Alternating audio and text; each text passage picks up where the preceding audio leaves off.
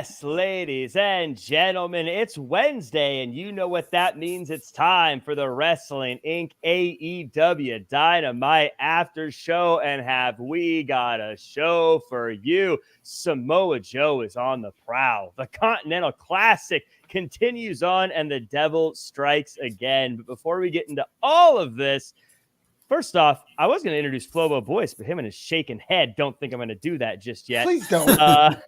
I want to say, everyone in the chat, thank you for joining us. Make sure to like, comment, share, subscribe. To get things started real quick, I've decided I'm going to start taking some questions from the chat, whether they're super chats or not. So if you want to join in, let me know. I always say, here's the tip, though. Mention something that we're talking about. If we're talking about the opening segment, don't mention the main event. If we're at the very end of the show, don't ask about the first thing that happened. We probably already covered it. So that said, let me introduce the crew. I'm Jack Farmer, being joined by the legendary, the future Hall of Fame, thank you, the incredible Jimmy Korderas, and the other guy, Flobo. Oh, wow. Yikes. Flobo, that's what you get for shaking your head at. You know, Jack, I've known you for 8 years, and you are, yes, everywhere. Weddings, funerals, like Christmas parties. Yes. Like church. It's just it's crazy, man. You know? Jimmy, it's true. You should see me when I get my food at a restaurant. So it's basically like indeed. So, it's not a gimmick. It's not a gimmick. Or now it's because, and now okay. Let's bring it up to date. It's now like yeet everywhere, right? Yeet. No, I like indeed. What a great throwback to use. Oh man, I used to love it. He's one of my favorite people. That's why I say it, man. Yeah, they are. That is such a good. That brings me joy to remember the old indeed. We got quite a show lined up. But before we get into it, for Jimmy, how are you? We were chatting about holiday shopping, and you still got a whole bunch of names on your list. I'm thinking you got 2 of them, and they're both on the chat or both on the screen right now. Oh, you guys are expecting gifts? Yeah. Oh my goodness! Oh no! So, hold on. Let me get the missus here. We got to write down. I will accept the autograph Toonie. Toonie. I love the Toonie reference. Yes. And I missed the $2 bill. Trust me. Yes. I remember my first trip to Canada. People were like, loonies and toonies, like, what are you guys talking about? This is crazy. But wait to hear what a Timbit is. You know, it's a weird land, that Canada. I'd rather have the Timbit. Trust me. I found myself in a Tim Hortons and really enjoyed myself. In any case, Flobo, how are you doing, old pal? You know what's great, man? Hanging out with Jack Farmer all over the world. We collabed in real space last week for Influencer Fight League, but we're here today to talk about good old wrestling. I love it. Yeah, for everyone listening, it's still on Fight TV, but Influencer Fight League. Flobo and I were on the call for some boxing matches and some pillow fights as well, believe it or not. It was an interesting show. It was fun. It's available on Fight. People should check it out. But let's talk about the show we're supposed to talk about. Of course, as always, everyone in the chat, like, comment, share, subscribe. Time for the roll call. Beer Money, Shalbowski, Armando, Killer of Demons, Leonard Jones, Ethan Cruz. We also got Marquise Neal, Corey Pride, Roger, and a lot of other folks in here. Lego Brick Collector. So good to see you all again. Let me know what your thoughts are on the show as we go through. We're going to jump into the very beginning. And Samoa Joe, he's on the prowl and he is looking for answers, and he wants them from Adam Page. Page comes out and says he doesn't care about friendship. He doesn't care about the devil. He doesn't care about Neck Strong. And that brings out Roderick Strong, who accuses MJF of being the devil and says that Samoa Joe is his best friend by proxy. This eventually leads into the match between Hangman and Adam Page. During that match, the Kingdom is active on the outside. It's athletic, but Adam Page eventually gets the win. Jimmy Korderas. Yes. I have really found myself enjoying the mystery of the devil story and how it's bringing in multiple people. Where are your thoughts on the current devil story in AEW? I like the fact that it's got people guessing. And this whole thing about, people speculating that it might be MJF is, obviously, I'm sure some people thought that as well. thinking that he's pulling the fast one. But now that they've brought it to the attention, I think that's where you know now, at least from my point of view, I'm thinking now that they've brought that up and they think that it's MJF, some of the talent thinks it's MJF, it's got to be somebody else. And I've got someone else in mind, but I think that's even a bigger swerve. But when you ask, I will give it up to him. Interesting. Well, that goes to the next question. I was going to ask Flobo, but he was rude earlier, so I'm going to go right back to you, Jimmy. My question is, to get to your point, and Flobo, I'll let you answer, and everyone in the chat, let me know. I'm going to make this easy. You can give me a name if you want, but my main question is, for everyone in the chat and for you guys, was the devil someone mentioned in the opening segment or not? I believe so. I won't say mentioned. Well, yeah. Were they part of it? I think they may have been part of it. Michael Bennett? Oh, yeah, that's fair enough. I know a lot of people are thinking names like Jungle Boy because that name has not been brought up a lot lately, and there's other names out there. But I think it's a bigger swerve than that. Interesting. But, let me ask you this question: was it last week when the lights went out and Samoa Joe was in the ring? Yes. And when the lights came back up, there were 4 people surrounding the ring. Mm-hmm. What happened to Joe after that? Didn't he run after them, if I'm not mistaken? I could be mistaken. Somebody appeared on the screen, right? I guess Yeah. just an image of the person in the devil mask. And Joe didn't get his hands on the 4 people. That's true. And why did they not attack him? So you think it's Samoa Joe? Wouldn't it be interesting if it was? Not that he needs the help, but still. No, that's an interesting point, Flobo. I ask you, and just to give you a rundown of kind of how everything's going in the chat so far, Max Feldman says it's Roderick Strong. Ethan Cruz says they were not part of the opening segment. Mike Rouse agrees. Then Killer Demons agrees, and Armando agrees not in the opening segment. Killer Demons says it's definitely Jack Perry. Yeah. And Ethan Cruz says liked, shared, and subscribed. So what do you That's definitely the devil. No, the answer is Don Callis, but it should be Tony Khan. How cool would that be if it was Tony all along, Austin? It would be the biggest swerve ever. Oh, come on. And if he said it was me all along, Matt? Yeah. I have my theory. I don't know if I should get into it now or if we'll do it later. At the end. Now. We're open theories now. Please. Sir. Okay. So let's do it. Okay. So my theory is, right, based on who's getting attacked and what's going on here. I know there was a bunch of WWE folks, former WWE folks, who are now available. We know that AEW likes the callbacks. What if this is those guys from WWE? But here's the story. They are here protecting MJF because he's supposed to sign up north. And they're there to protect him, to protect the investment of the big guy up north. And it's almost like an NWO part 2. Except instead of saying we're coming to take over, it's we're here to take you with us. Interesting. Yeah. That's you talk about thinking outside the box. That's definitely outside the squared circle thinking. I like that.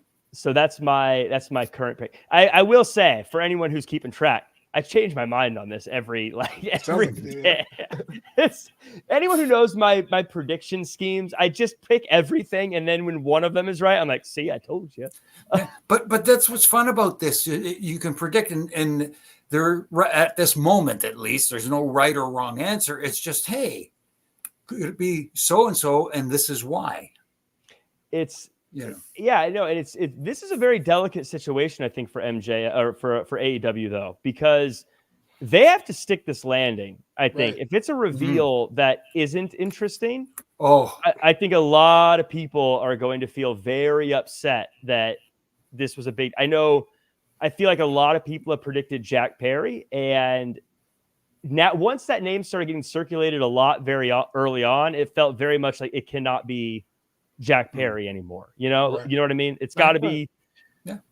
It's got to have some fun to it. Flobo? So I'm with you, Jack, because I mean, let's say you watch wrestling for storylines. There really wasn't much today but that. So if you were a storyline hound, right, you're like, oh, wrestling's great, but I like what's next in my chapters. If it doesn't land the way you say it does, you can imagine how many hours of AEW program has been bookended or has this as a through line without. It's almost like so much more pressure than a normal storyline to stick that landing, to your point. And I like Jack Perry because I think I want him to do well, but I don't think this is him at all. I don't care how evil he is. It just seems a little beyond the pale for him. Yeah, I'm a fan of Jack Perry too. There's certain people, it just doesn't feel like it fits.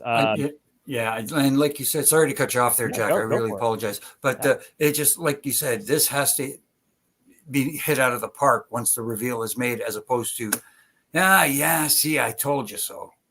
It has to be one of those, oh, wow. Yeah, it's got to be something interesting. And in the chat, of course, Ethan Cruz saying Adam Cole, possibly. I feel like Adam Cole wouldn't have the... I feel like most of the people mentioned Leonard James saying Jack Perry would be a bust. Corey Pride saying Jack Perry is not interesting. And Armando saying them leaning into Jack Perry and MJF makes it known it isn't them. I feel like that's logical thinking, but we never know. Stalking You thinks it's a dog emoji. Always good to see you stalking you. But Shelbowski with the super chat says it's so weird seeing Jimmy on the left side. You know what, Jimmy? Let's whoa,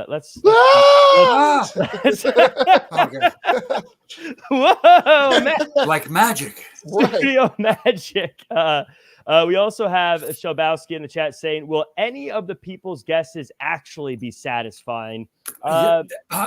Just to answer really quickly, you can never satisfy 100% of the people all the time, regardless of how, good you may think it is. Someone is always going to be out there going, well, look at me. When it comes to certain things, I like to nitpick, you know what I mean? But I'm sure there'll be people who nitpick whoever the choice is.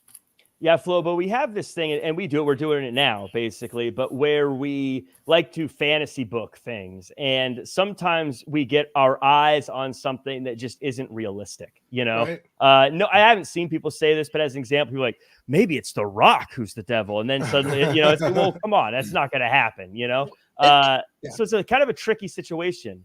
Yeah, absolutely. Because there's so many, to the AEW's credit, there's just so many like badasses on the roster. You're kind of like, well, who would take the extra step to be the devil? But then the ones that would fit, like say a Malachi Black, you're like, well, he's already spooky. Why does he have to be even spookier? So it's a hard one to call, and I almost say we have 0% chance of getting it right.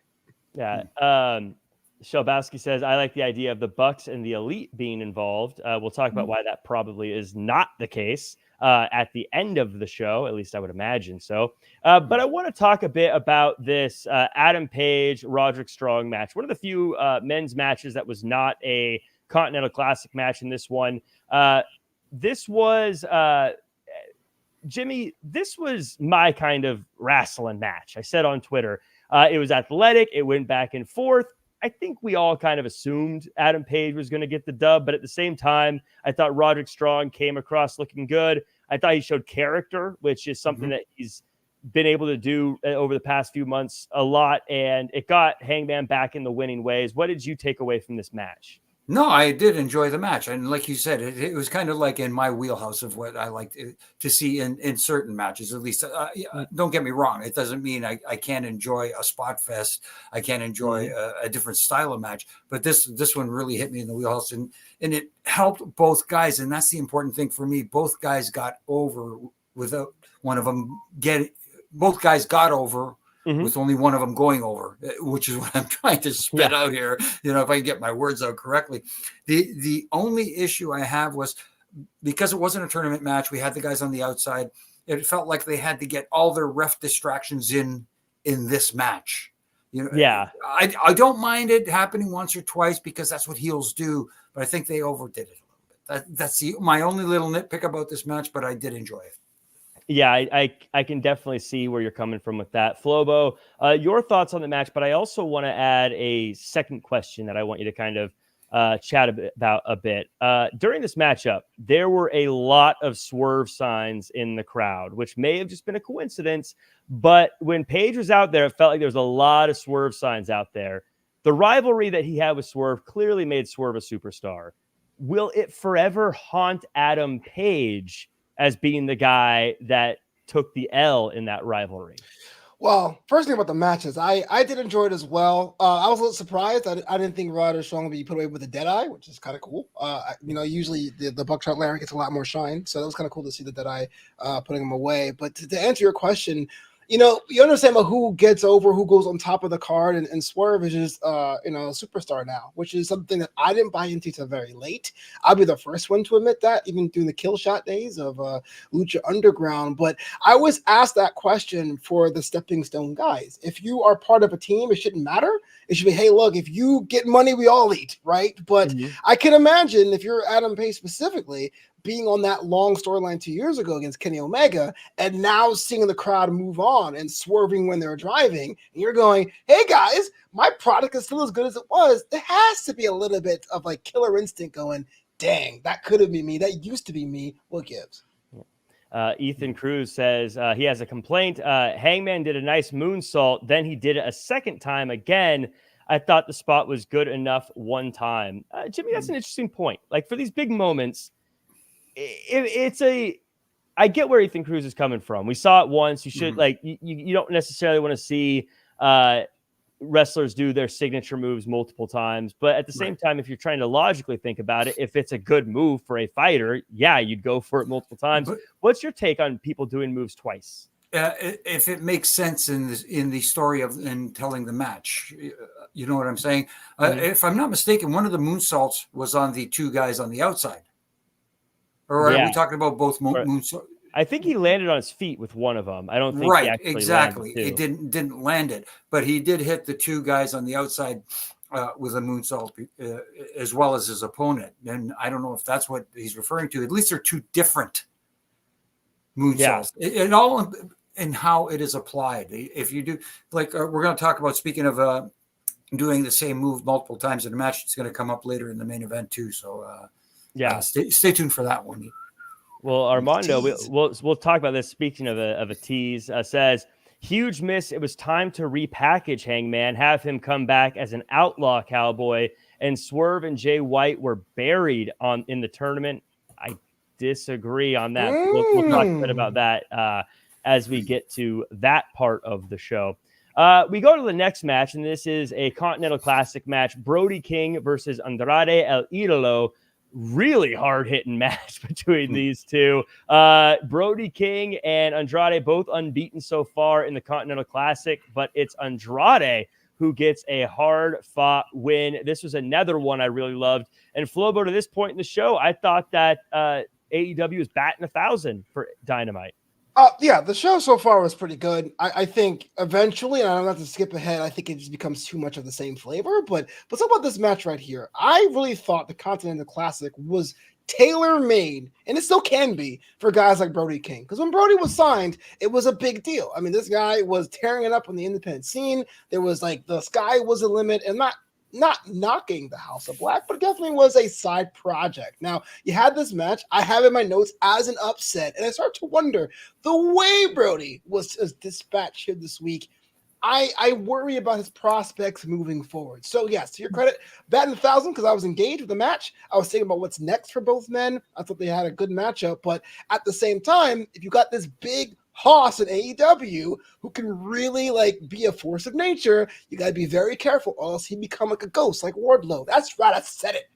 well, to double back real quick, I do want to say, Flobo, you are admittedly a Andrade El Idolo guy. Absolutely. Mm-hmm. So were you glad to see him get the win? I am glad that he got the win. I don't like the way I did it. Like Andrade's been so smooth before. A lot of the combinations of his moves made a lot more sense. This one here was kind of like he won a bar fight, which I don't believe. I felt like if Andrade won by a technical move or the hammerlock DDT, then sure. But the way it happened, it was like, okay. It's like when you're well, technically he did win with the hammerlock DDT. But I'm saying a nice clean matchup. Yeah. I think it's like when your home team wins with a good decision by the umpire, you're like, oh, okay. Yeah. Instead of being like, oh, snap. Yeah. Jimmy, do you? I notice you have some thoughts. What are you thinking? No, I get that point. It looks like he won a bar fight, but at the same time, it makes people think, hey, you know what? maybe there is a little bit of toughness in Andrade that we don't get to see very often, and someone like Brody King brought it out of him. But I think there was one situation there where they missed an opportunity to make Brody King look like he was going to be the guy that he was going to pin him. It was that rolling, was it the rolling senton in the corner when he squashed Andrade, and then he covered him. Andrade was like under the ropes and everything, and the referee counted anyways. That could have been a perfect opportunity where he had him pinned. The referee says, "Hey, he's in the, have him drag him out. It takes time to drag him out away from the ropes, then cover him, then get the kick out." So at least you make it look like an opportunity. Oh, he could have won it right there if he wasn't so close to an excuse. At least give him an out there. Just a little thing again. Yeah. Jimmy, do you think they got the right winner here with Andrade over Brody? For this instance, I don't mind it, Andrade being the winner, because Brody King has a future. Again, here's a guy they could rebuild. I just hope they don't Wardlow him. Yes, that's what I'm worried about. I mean, it's a bit early to worry about. He got his hair cut 12 months ago to this week. He got his hair cut by Samoa Joe. I'm not talking about Wardlow. I'm talking about. Oh, you got me all hot. Flobo, are you flipping tables over here? You have some things we got to get off your chest. Oh, yes, I do. But look, because there's like 6 people I feel like in AEW that in 3 years should be their world title picture, and I think that Brody King is one of them. I think he is an absolute star in the making. For a while there, I was believing Brody King's going to win this whole thing, but now I have doubts. It's just funny how one match makes you feel like maybe he's not going to do very well, and I guess that's the magic of something like this. Flobo, how do you feel about this Continental Classic? Just the idea of these 2 brackets. I like them. I mean, I'm a World Cup guy. You know what I mean? I always root for Belgium because we don't do too well in the United States. But I got to be honest with you. It's a lot to take in. It does feel like going through a dark chocolate cake sometimes. It's good, but it does wear on you. Today, we had 2 Devil segments in that opening matchup, and it was pretty much all Continental Classic. And I really wanted, and of course, the women's match in there for sure, not to knock them, but I felt it was a bit too much. So I like it. I think if you do that and the Owen Hart tournament, we need to peel back some of the eliminator tournaments, if you want to be honest with me, because I like tournament stuff. There's a lot going on in AEW, but I don't know. I'm torn. I like the idea, but it's just too much. Yeah, Jimmy, what are your thoughts on? Because so just for record, this is weird. I love complicated rules situations. I love the Heritage Cup in NXT. I love these round robin tournaments. For some reason, I get excited about it. I don't know why. It's just something I'm into. Do you like them, or do you think it's a little too much? It can be a little bit too much if they're going to have again the other tournament that Flobo mentioned earlier, the Owen Hart Cup tournament as well. But in this case, one of the critiques that I make about AEW is they put matches together with no, backstory to them, no reason for it except for, hey, this will be a good match, so-and-so versus so-and-so. At least now, if you put them in a tournament situation, there's a reason for wrestler A to meet wrestler B and that you want to put together. It's a tournament. There's a reason why they want to face each other and win, because they have to. Yeah. As opposed to, let's just put these 2 guys together because they're going to have a good match.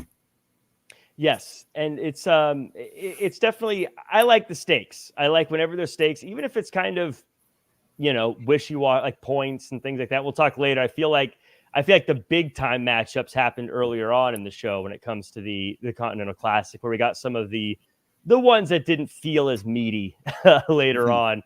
But we continue on, and we got a Von Erichs and Best Friends segment. Von Erichs will team with Orange Cassidy on Rampage.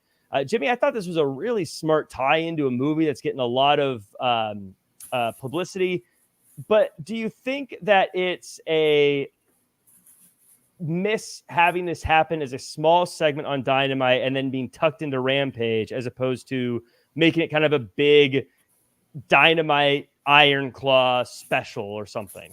That's the problem with, as I like to say on this program a lot, putting 20 pounds of potatoes in a 10-pound bag. You've got so much going on, and you're in Von Erich country, this would have been the perfect opportunity to have them in front of that live audience and feel that audience. You would have felt it. My goodness. And having him just in the backstage segment, I thought was a missed opportunity putting him on Friday night. They could have done Collision at least, you know, because Collision feels like the number 2 show, at least, so to speak, but not putting him on the show with your main audience, your biggest audience, let's say, I think is a missed opportunity. Yeah, Flobo, this is a movie that is now obviously as wrestling fans, we are all paying attention to it, but A24 is a very successful company. I know a lot of people talk about it. I've had friends, of course, we live in Los Angeles, so we all have we have a bunch of actor friends. They're all excited. I know the ones even that aren't wrestling fans are excited to see it. It just seems any realistic tie-in, and this is a huge tie-in, the actual Von Erichs potentially being on your show, and MJF, who's in the movie, of course, it feels like that would have been a slam dunk to put on a really big stage instead of kind of hidden on Rampage. Am I wrong here? Because I know also the Von Erichs currently as a tag team aren't former WWE guys. I guess I'll put it that way. I mean, you're not wrong, and I don't want to bury the guy. I thought Orange Cassidy was a strange choice. You think about what the Von Erich stood for and the kind of energy they had as a team and family. And Orange Cassidy is kind of, I guess, going for complimentary type deal. But yes, at the very least, this exchange should have happened in front of the crowd and say, this Friday, this Saturday, we're doing something. Just Orange Cassidy slinking up being like, I need some help in a group project when I didn't want to be my buddies. It seems kind of weird for a legacy team. So I'm not mad. I'm looking forward to the match, but I'm not hyped for it, you know? Yeah, we got a couple of chats I want to make sure we get to. Terry Allen Jr. mentioned that Jade's mother is in heaven. Condolences. Yeah, very, very sad news there. And thoughts and everything go out to Jade and her family. Absolutely.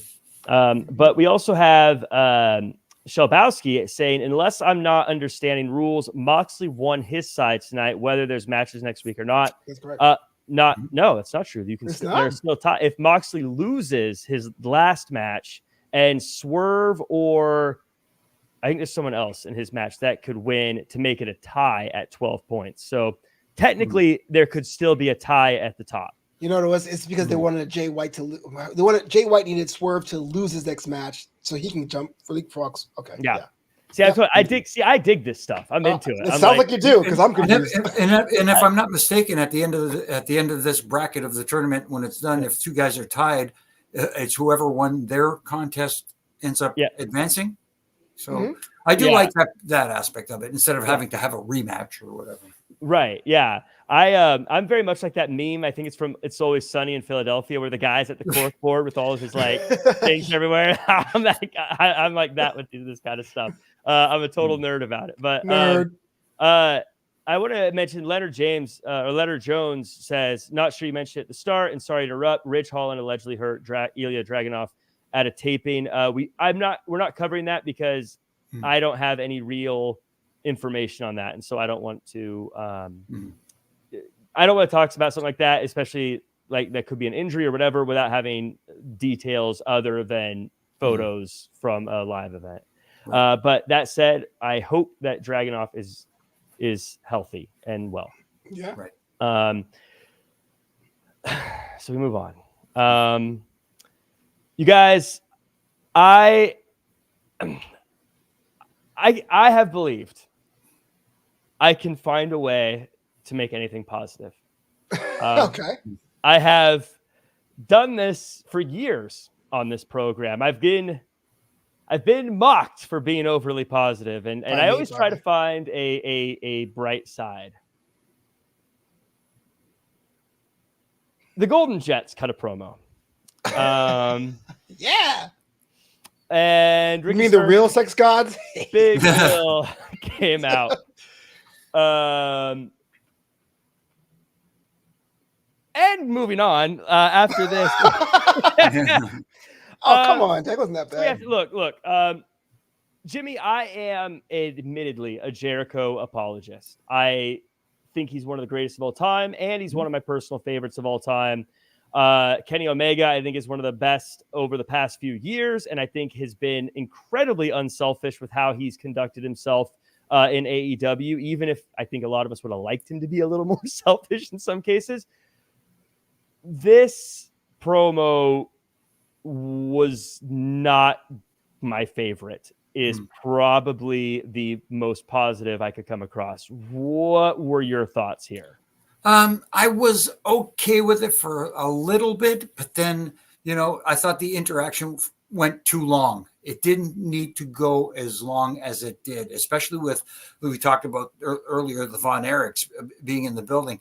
This didn't need the time that it needed to get to where they're trying to go with this, if that makes any sense. And especially, guys who could talk like Jericho and stuff like that. Yeah. And the little jabs at the Enzo Amore stuff and all that stuff were kind of funny and that kind of stuff. But I just think it dragged on. It felt like it dragged. Let's put it that way. Wow. I thought you were ripped this with a new one there, Jimmy. I thought you would have been like this son of a segment. I mean, I got a feeling there are certain members of the podcast team that would probably be pretty harsh on this. And I've got Flobo. We texted about this, right? And I said to you, and just to be transparent, I don't know how this was set up. I don't know what the plan was. I don't know if something happened beforehand. I don't know if this was a last minute thing.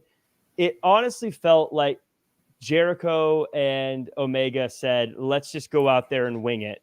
And it just didn't work. You know what? The segment was doomed to fail when it started because the entrance happened during a picture-in-picture break, and we know we love those, but hey, you got to pay your bills. Then it looked like Omega and Jericho weren't even dressed at the same swap meet. And then it was kind of like Kenny forgot the name of his tag team. And then Jericho and Kenny Omega look like they don't even hang out after work. So then when Big Bill, was to his credit, I think 5-10 years ago, like I told you in text, and someone told me the segment flopped, I'd be like, was it Big Bill? But no, he did what he had to do. Ricky Starks, $1 million. They came with some energy, and all we got was Pipe Down Jr. It's like, yikes. I am not excited to see the Golden Jets win this one. I'm actually more excited to see Ricky Starks win this one. And Flobo, to that point, and Jimmy, I want to get your take on this. I feel like making Ricky Starks the bad guy is an uphill battle already because people love him. You know what I mean? Like, we boo him because we're supposed to, but like Ricky Starks is cool. We all love him. And then I see a promo like this where I felt like the burns that Jericho was trying to use weren't really like Big Billy Starks is not. I don't know. I felt like it didn't land. Yeah, it's just I feel like it just didn't land. Again, I love these guys, and like I hate saying negative things about it, but I feel like this was really. And then again, I don't know what the story was. I don't know if there was, as you know, sometimes it's like, hey, you guys got to go out there and fill time, and like I don't know what to do. Let's just make something up. This one felt rough for me, Jimmy. This one felt tough. Exactly. And that's why it didn't have to be as long as it was, as I said earlier, and for a lot of the reasons you guys both stated. And it just, again, it's all about, does it work? The audience tells you everything you need to know. The audience did do their booing, but they weren't as loud as you would have expected them to be during the segment. They should have been really alive for the segment. And for the person in the chat room who says, Jimmy, stop clicking your pen. What pen? Hello. Anyway. Whoa! Magic tricks. Well, there you go. No pen. But Shabowski says, be honest. Did you remember that Bill and Ricky were the champions? I did. I'm actually a big fan of them as a team. I think they're a great team. I do think, and Flobo, I guess this is the last thing we'll say on this part, unless you guys want to add more, is AEW has such a solid tag team division. It felt like this was a chance to help Big Bill and Ricky Starks show how big of stars they are by standing toe-to-toe with two of the biggest stars in AEW. I think that was one of the things that kind of bummed me out about this segment. But I do feel like they have right now, there's a lot of tag teams that are absolutely world beater tag teams, and like the Lucha Brothers, FTR, and others that I don't know where they are right now. Where's the tag team division, Flobo? You know what, and I don't need to pile on because it's a very belabored point. There's just so many. The title aspect of AEW is a lot, but there's so many things you got to promote in the show now because you have AEW, ROH, these tournaments, and then you still got the women's division you're trying to heat up. So a lot of things fall through the cracks. To Chad's point, yeah, you kind of forget about the tag team division. But if I'm Ricky Starks, man, and 6 months ago or a year ago, you were the guy. Everyone all over the IWC saying you're next, and now you're in the tag team division, and you're basically being worked with one of the great legends, two legends, and your opponents, and you come out the sharpest in the microphone. If I was Ricky Starks right now, I would wonder, is there something better for me? Is it the tag team division? Is it another brand? Is it another promotion? Because I've done everything you've asked, and it looks like I'm winning each and every night, even before the bell rings. Yeah. Speaking of that, Jimmy, I'm going to have you go first on this one because Flobo was rude earlier, so I don't want him to get the first crack at it. Wardlow had a promo. I'm sorry. Wardlow had a promo, building him back up, basically reigniting this rivalry with MJF. One of the things that's interesting about AEW right now is just how many people are gunning for MJF, but really from different angles here. Do you think that we're on the right track to get Wardlow back on track? At least they're trying. Let's put it that way. I'm just not convinced yet. This whole him coming referee stoppage thing that's going on. It is with him, right? I'm not losing my mind, right? I get where they're trying to go with it, but at the same time, for me, it's not working. It's because if you're trying to, as we say, make it feel like an athletic competition. If there's a referee stoppage here in this situation, then it should happen elsewhere as well. But again, I get where they're trying to make Wardlow look like this beast that cannot be stopped, but they missed the opportunity that first time, and I don't think they have recaptured that to any degree yet. Mm-hmm. Yeah, I agree with you. I don't like the referee stoppage thing either. If you're going to do that, it needs to be so over the top, or especially in a world where we have the Texas death matches, where it's like, look, Adam Page got hit in the back of the head with a cinder block, and you kept the match going. So 2 power bombs seems like it's a little early to stop a fight, Flobo. You wanted to get something off your chest about Wardlow, though. Well, first things first, I hate referee stoppage. Even the days of Lord Tensai, I never liked that, because if you're going to tell me the ref is going to stop a match, then I got to, bribe the ref every time I have a matchup to let me keep going, right? But yeah, here's somebody 12 months ago to the day got his hair cut by Samoa Joe after a match, and I said he was done. Because, look, he's strong, he's fast, I believe what he says, which is a lot for a lot of performers out there. When they say, you don't need to be a good promo, but when you say something, I want to feel it. He had a storyline that was golden with the whole MJF thing a couple of years ago, just breaking out the shell, being the working man, and then disappears. Now he's back, and he's just a tough guy. And that may work in a more family-friendly promotion. But when everyone's a tough guy, you got to give me something else than just being tough. And I think that's the problem that you're stuck with Wardlow now, because, where do you go? Is Armando onto something here, Flobo? Says, unfortunately, Wardlow needs to be a lackey again somehow, or the leader of a faction to attempt to get him over. The man is coming out to no reaction, Flobo. Is that a good take or not? It is an okay take. It's not a bad thing.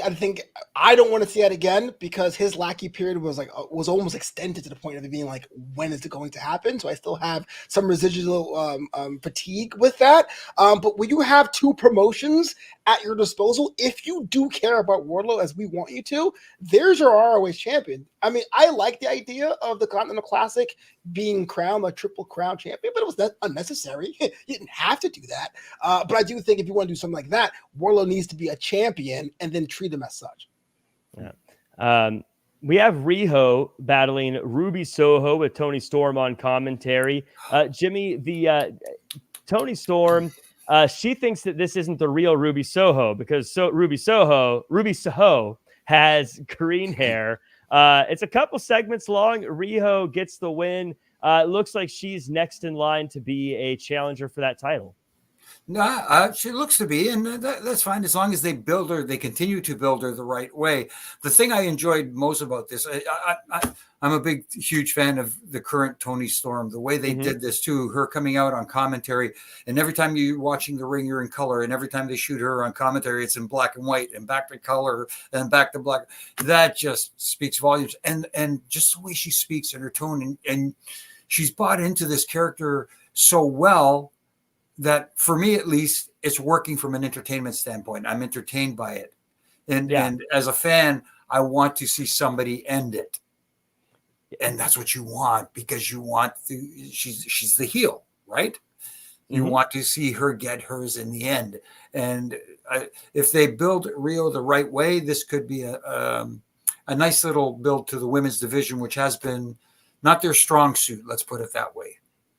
It's, Flobo, this was a very small thing here, but I think commentary missed a golden opportunity. She sits down and she says, should I be play-by-play or color? And they should have said, Tony, you're never color. Smart. That's a dad joke quotient. That's... I mean, I felt like it was right there. They didn't go for it. But you are a longtime Toni Storm fan. How do you like this new iteration of Timeless? Besides the fact she compared Riho to asbestos, I personally am not a fan of Timeless. Now, and I want to explain something. Big fan of Toni Storm. Loved her run in NXT UK. When she got promoted to the main roster, I was a huge fan of that as well. She doesn't necessarily need it for me. I think the moveset's there, the personality is there. She definitely sticks out. But I understand in AEW that you had to do something different. And being a social outcast was kind of vanilla. For all intents and purposes, no offense to anyone in that group. So the fact that she's on TV and people are seeing how good she is, much like Christian, the fact that they're finally coming around to appreciating her, I am okay with. But you're asking for me. If I built a museum of Toni Storm statues, I'm doing it from a couple of years back. And as Clay Ford says, Flobo has lost his mind. No context, but it's always true. Yes. This is we call this an evergreen comment, Flobo. Yeah, exactly. At least I have an excuse. I've taken a few ref bumps over there. Yeah. I've watched a couple. I don't know. Maybe someone in the chat. I don't know if any of you guys know or not, but in the chat, let me know. It's so weird with Riho. It feels like Rio's here. She shows up. She's treated like the biggest star in that division, wins a few matches, and then disappears for like a year, and then comes back and like she's finally returned and gets a hero's return. And it's like the same thing. Is she booked somewhere else, like in Stardom, or like I don't necessarily follow a lot of the Japanese promotions, to be honest. So I don't know if she's working over there, or is it injuries? Does anyone know why she seems to disappear for such big chunks of time? When Roman Reigns does it, it's a good thing. Maybe he's that's working a different story there. That's for sure. It's all the same to me. Yeah, Rio should come out and be like, it's just the one.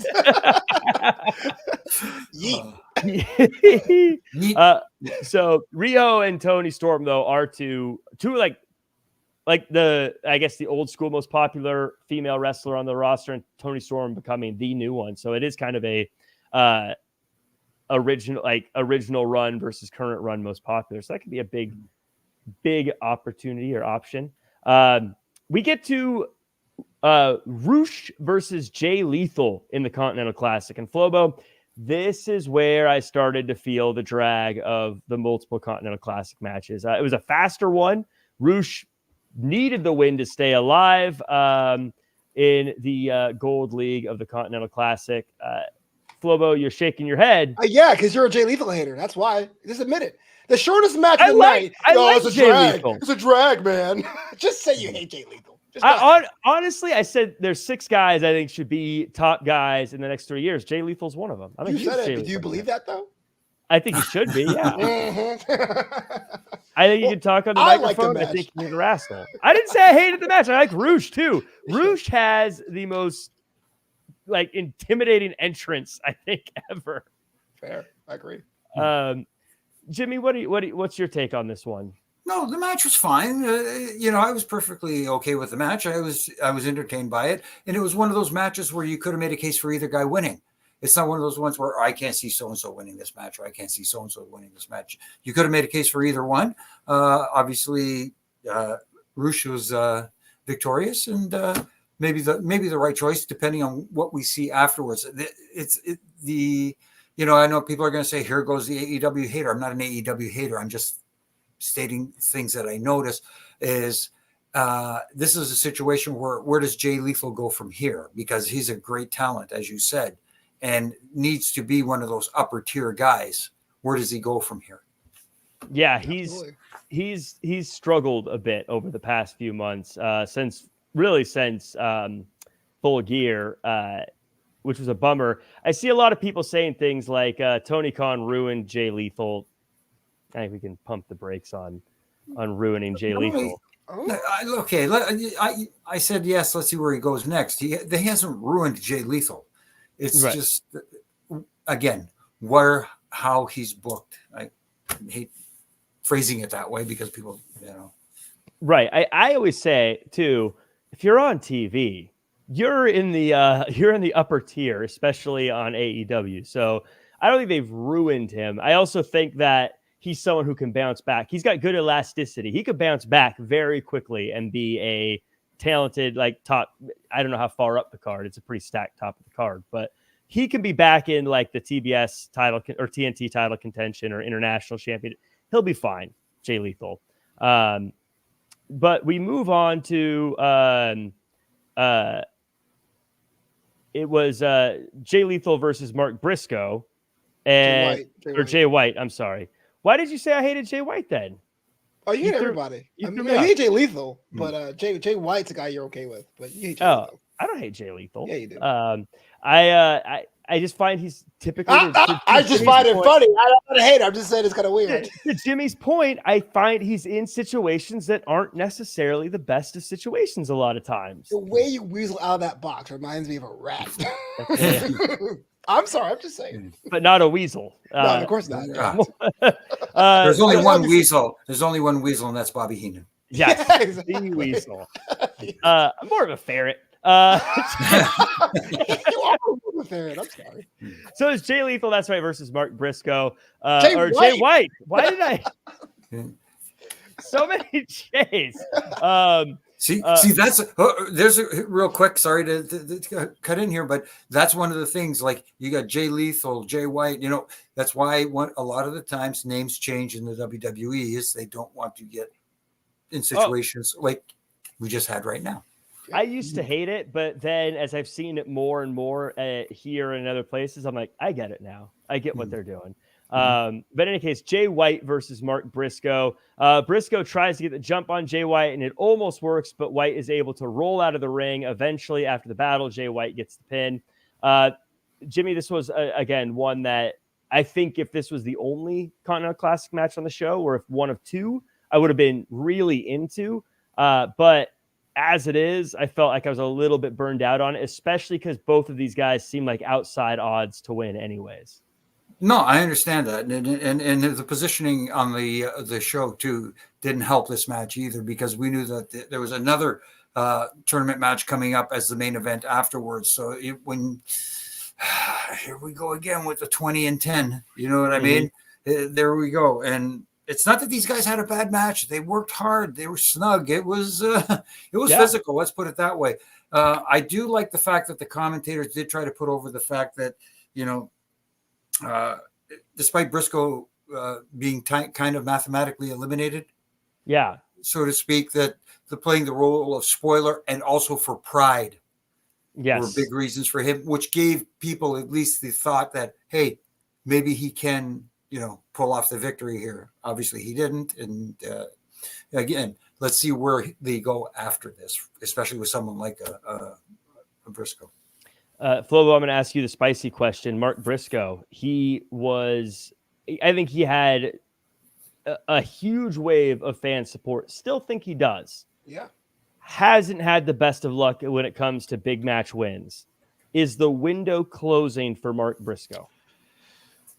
By window, you mean like championships? Or I should say for AEW. I know there's Ring of Honor is always an opportunity for him, but as far as AEW Dynamite featured person. If it was my promotion, which it totally isn't, I would run to the ground. No, he would be my collision or my hour one John Mox, right? That weird chaotic good that just gets upset one day and says, "You're my opponent." Holy crap! We're going to have ourselves a mini death match every week. Now, when you do that, that person can't work every week because that will go through the roster. It would be kind of a cool attraction. Like, oh man, Briscoe's in action. It's going to be a good one. But to answer your question in the classic sense, as it is right now, yeah, you have about a year or so to take whatever love or adoration you get from the crowd. That's in any promotion, really, and leverage that into something else, whether it's a catchphrase, a t-shirt, a title opportunity, a talk show appearance. It's a very small window, so it's kind of towards the end of that. Yeah. Clay Ford says, the only reason a window closes is because someone else closes it. Mark is over AF. I disagree. You see that crowd? There's a reason why Judas was played on ad this week off screen, because the crowd is burnt out about that. That window is closing. And I think Jericho knows that. The Golden Jets was a step to get away from that Jericho Appreciation Society era, and because we are fickle as fans. Yeah, I agree. I think that I always call it, you got to have teeth or you got to be a threat. And I think that once we don't believe you can be someone who's higher up on the card, be a threat, be dangerous, we start to lose the interest in you. And I think that I think everyone loves Mark Briscoe. I think if he had that opportunity, we'd all go, Jimmy, banana. But after so many L's, it's kind of like Dolph Ziggler, who is fantastic. But eventually we're like, Dolph Ziggler's not winning. So it's hard to buy into it eventually. Exactly. Those are awesome points. And I have to give out the shout out to the late, great Pat Patterson, because that was his line, that they will go banana. He always left that S off. And it was just tremendous every time he said it. We get to the final match of the night, Swerve Strickland versus Jon Moxley. The crowd starts hot with holy feces chants. A close one that almost goes the distance, and Moxley gets the win with a belt grab roll-up. Jimmy, I know you're not a fan of the old roll-up, but in this one, it allows Jon Moxley to get the win and take the lead in his group. I wouldn't have minded it as much if the shoulder was not clearly up. It's different if you could go, whoa, was his shoulder up or was it up? There was, whether there's a question to it. This was very overt, in my opinion, that one of Swerve's shoulders was up. And I know Taz was trying to cover as best he could for the referee, saying, sometimes they miss things out of the way they position themselves when they count, but he was right there on that side as well. That's what hurt it for me. And unfortunately, I can't unsee it now. Mm-hmm. And it all depends now what they go forward. They could use this, in my opinion. Swerve has look, hey, I did not lose that match. My shoulder was up. At least he has an out. Yeah. And hopefully they don't ignore it and just say, hey, look, the referee is human and they make mistakes. And that's what happened here. And at least it gives Swerve an out, so to speak. So he doesn't lose any of his momentum, because, man, has he got some momentum right now. Yeah, Flobo, to that point, I was going to say that, and I said this on Twitter, the crowd was firmly behind Swerve in a match against Jon Moxley. I think that is absolutely saying something. And I feel like AEW is no longer in build-up Swerve mode. I think Swerve is built. He's a top guy. Was it the right call to have him lose to Moxley, though? Right call, no. I mean, especially being so close to a time limit draw, I'm not sure if it was a situation where they want to make sure they were clear off the back half of the field, but I would have that go to time limit draw, even though I know it's a thing we say too much at AEW. We're out of time compared to other promotions, but I think that'd be best served there. The crowd's behind Swerve, and I'm a little nervous about that because people were behind Punk, people were behind Wardlow, people were behind the Acclaimed. We're seeing a little of that wobble right now, but if Swerve is the guy, you got to protect him. As Ethan Cruz says, though, sometimes AEW got to learn you can't protect everyone. Jimmy, this is where I would say it's not about just shooting someone to the top, you know what I mean, in certain things. But I do feel like after everything that Swerve has done so far and the momentum he has and the mainstream coverage he is getting on TMZ and in places like that, it feels like this is he should have ran the gauntlet here in the Continental Classic, and I feel like he should have won them all, and I think he should have won the whole thing. Am I just being a Swerve fan? Well, if it is you being a Swerve fan, then they're doing it right. They were doing it right, until this point. But like I said, you can't win every match. There's a way to come back from the loss, as long as like I tried to explain, they do have an out here in this situation because of the way the pinfall happened. I don't know if who knows, maybe that was intentional. And if it was intentional, you guys got me. Yeah.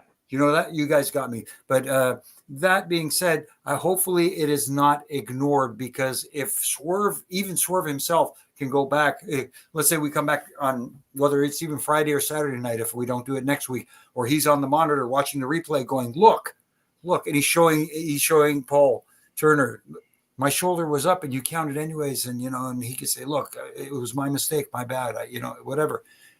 That's how you can kind of bring him out of this and say, look, he didn't really lose that match. Yeah. And again, just to reiterate, because I pulled it up here, I believe Armando reiterated Moxley won the bracket already. Draw would have been the move setting up a future title feud. The bracket is not over as of yet. Moxley still has to face Roosh, and if he loses that, and if Strickland still needs to face Roosh, and if he wins that, and Moxley loses to Jay White, we have a tie at the top. So it's technically still not done. No, actually, but then, I guess the tiebreaker does give it to Moxley, doesn't it? Yeah, exactly. So it's kind of almost giving away the bracket, sort of, kind of. Yeah, there you go. I guess you're right. The bracket is over then. Or what if Jay White wins? No, because if Jay White wins, he would also have 12 points. So it could be a 3-way tie at that point. No. If Jay White wins, if Jay White beats Moxley, Jay White will have 12 points. If Moxley, I only know this because I have it pulled up right now. If Moxley, that would mean Moxley loses, he has 12 points. And then if Strickland beats Roosh, he has 12 points. We could theoretically have a 3-way tie at the top. Well, how would that work? Oh, I guess for all tiebreaker. Well, how would a 3-way tiebreaker work then? Wow. Well, the 6-week tournament, that has to happen. Rampage to find out. No, I mean, but that's what I'm saying. That's kind of the drawback of having such a long tournament. So please give me that. Yeah, that's curious because, like you said, Mox did defeat Strickland tonight, so that gives him the advantage over that. Or do they have to now? All of a sudden, we have a 3-way match to determine who wins that. Yeah, that's the problem, Armando. Moxley doesn't have the tiebreakers. If Jay White beats Moxley, Jay White has a tiebreaker over Moxley, but Swerve has a tiebreaker over Jay White, but Moxley has a tiebreaker over Swerve. So it would be a paper, rock, scissors situation, which is how they should settle it. Yeah, as long as I here. Yeah. With so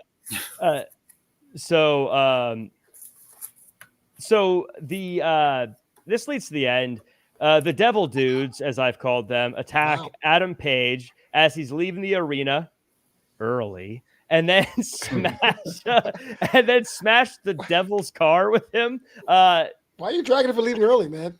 3 minutes. To be fair, his match was way earlier in the show. But so now we know, Jimmy, that Adam Page is not one of the guys.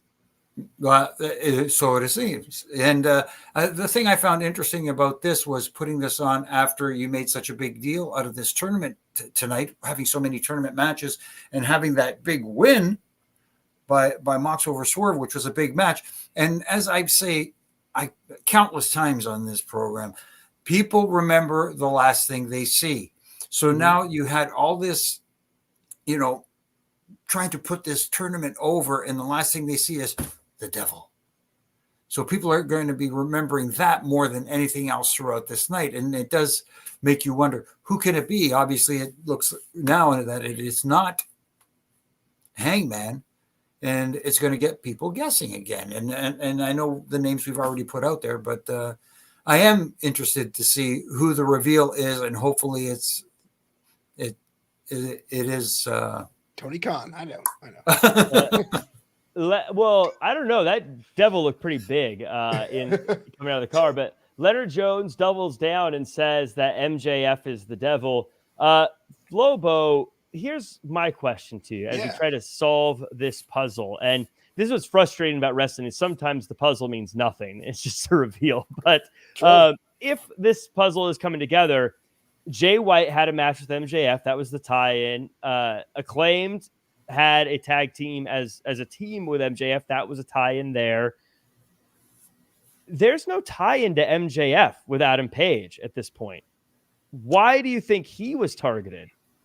Oh, that's a good question. Yeah, well, if it's not MJF, because it makes the most sense to be MJF, because MJF wants to eradicate all challengers and people he have online feuds with, right? Everyone hates the Acclaim. Remember that exchange? But you're right. It is a loose end for Adam. First of all, props to Excalibur by saying Devil and his goons. I thought that was pretty much a cool call. But I think the timing is just clearing off everyone who needs to go. We all talked about Adam Page needs to go find himself again. Perfect time to write him off. The Devil did it after the Continental Classic. So I think it's a loose end. I think you're thinking about the Smog and Lost. I don't think it relates to the main storyline, but you get Adam Page off the board. Might be a thought there. For this one, Jimmy, so here's, I will say, this is why I don't think it's MJF also. Because the Devil caused him to have to work with Samoa Joe, meaning the Devil put him in a situation where Samoa Joe would get the match. So, Jimmy, your prediction still stands, actually, to make sense in that case. But the idea of it being MJF doesn't make sense. Why would he put himself in a position to have to defend against Samoa Joe? And why would they overtly mention it? Several talents mention it throughout the show, so that when if it does end up being MJF's, everybody going, "See, I told you so. See, I told you so." You know what I mean? Don't give it away. It has to be something that's, in my opinion, it has to be someone that's going to make people go, "Wow, I didn't see that coming." Yeah. So Don Callis is out. No one wants to see Don Callis. I'm a big Don Callis fan, but he is probably one of the most hated people in wrestling. Oh, Mark Lambert, I was Lambert was really hated too. But that really does it for us. Everyone in the chat, let me know your prediction for who the Devil is. But here's the rule: you can't pick anyone that someone else has already picked. Got to be someone new, and that goes for the comments as well. In the comments, leave a prediction who you think the Devil is, but you can't pick someone that someone else has already picked. So before we go, though, Flobo Boyce, what were your overall thoughts on the show, and where can the world find you online? It was so cool when Powerhouse Hobbs leaves himself to be the Devil. No, I'm just kidding. The show was pretty solid. Not much on story, but if you like action, you got that in spades. You can follow me at Flobo Boyce on that Twitter alongside these guys, and on that Blue Skies. Is anyone on Blue Skies still? I'm still there. At Flobo Boyce. I'm there too, but I don't think I've opened it in like nice. Jimmy Korderas, who any thoughts on who? I guess you've already said. I won't make you say it again. But any final thoughts on the show? Where can we find you online and all that good stuff? Well, I have no issues with the show tonight. I had a few little nitpicks, of course, as I always do. But for the most part, it was entertaining, and we had some good matches. And the in-ring stuff was actually pretty good. And I'm cool with that. And as far as where you can find me here on Monday nights after Raw and on Wednesday nights after Dynamite. You can catch me on the Reffin' It Up podcast with my good brother in stripes, Brian Hepner, and RJ, our host, who is the glue that keeps the show together. Thank you for all your hard work. And, we have fun with it. And I enjoy it too. And I also have a lot of fun with my Ref and Rants, which I do from Monday to Fridays on all my social media platforms, where I critique and nitpick, again, not to tear down, but to help tighten screws that I believe need tightening, except for this week. This week I'm on positivity kick because we're going into the holidays. It's Christmas season. So I'm trying to keep it positive, at least for a little bit before I take, and just to let some people know out there, I am going to take a break for the holidays, but then when I come back in the New Year's, He's guns blazing. Yes. Oh, yes. I love it. Well, you can find me at Real Jack Farmer across all social media. I'm trying to get my threads going, so hit me up over there. In the chat, by the way, Manish says Shane McMahon is the devil. MDB. Well, if it was Shane, that would actually be kind of like earth shattering. MDB says Sting is the devil. KOD taking Jack Perry. Tomio says Tanaka. Justin LeBar is the devil, says Beer Money. James Mitchell says Clay Ford. Issa is another KOD. Armando, long-term storyteller. Half the staff of the devil. Of course, Jeff Hardy gets a pick, as well as Britt Baker. Why not a Bubba or Bully Ray Dudley? Bully Ray. You know what? If they were also, speaking of invasions, if they were to set something up with like TNA, maybe a little crossover there, that could be feisty.